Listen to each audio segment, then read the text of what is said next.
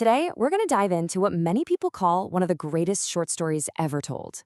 It's an ancient story, for sure, but its message about messing up, feeling lost, and finding a love that just doesn't make sense, well, that's as relevant today as it ever was. I think we've all been there, right? That feeling deep in your gut that you've gone too far, made too many mistakes, that there's just no way you could ever be welcomed back. If that sounds familiar, then this story, well, it was basically written for you. So, to really get this, we've got to go back to where it all started. Let's set the scene.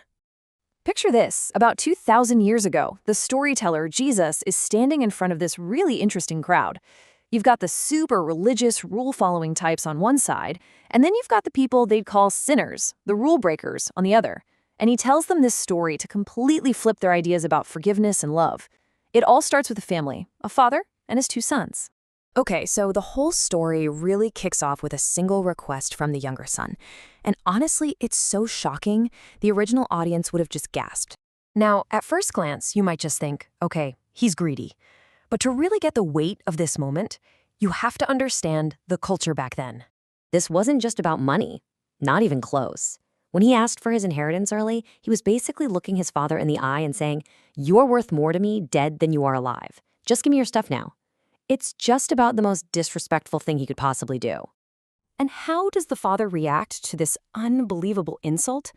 With a broken heart, but also with love. He doesn't yell, he doesn't fight, he doesn't force him to stay.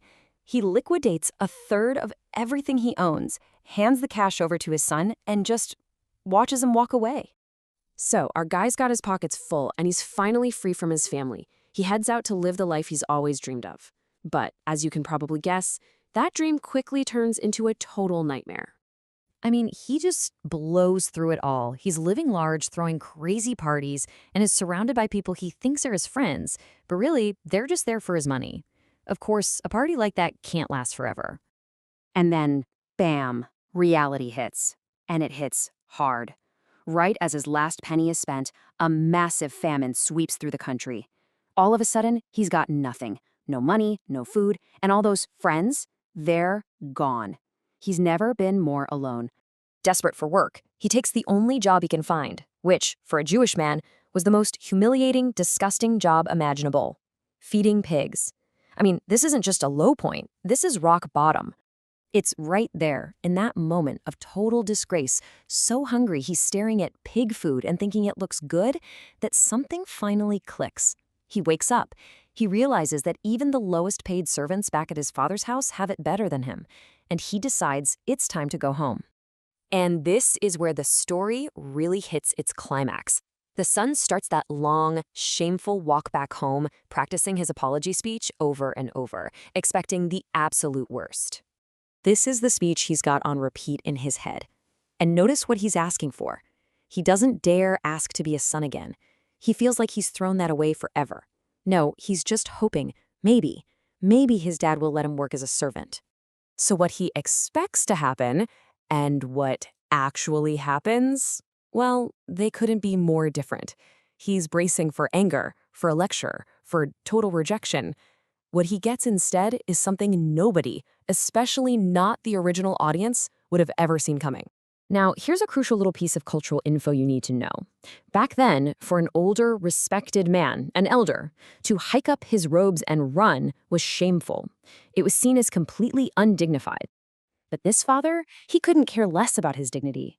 The story says that while the son is still a long way off, the father sees him, and his love just takes over. He sprints down that road, crashes into his smelly, filthy son, throws his arms around him, and kisses him. And that reunion, that's just the start. What the father does next is all about complete, total, no questions asked restoration. The son starts spitting out his rehearsed apology, but the father basically cuts him off. He doesn't even need to hear it. Instead, he starts shouting orders. Get the best robe, that's a sign of honor. Put a ring on his finger, that's a sign of family authority. And get a huge party ready.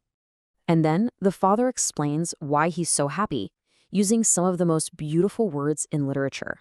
He says, "For this son of mine was dead, and is alive again. He was lost, and is found." You see, it wasn't just about him being physically gone. It was like he was coming back to life. There was no "I told you so," no lecture, no punishment.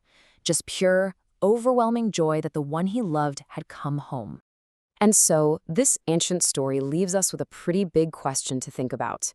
When you see that father throwing his dignity to the wind and sprinting down the road, what does that teach us about a kind of love that doesn't care what you've done or where you've been? A love whose only response to you coming home is a party.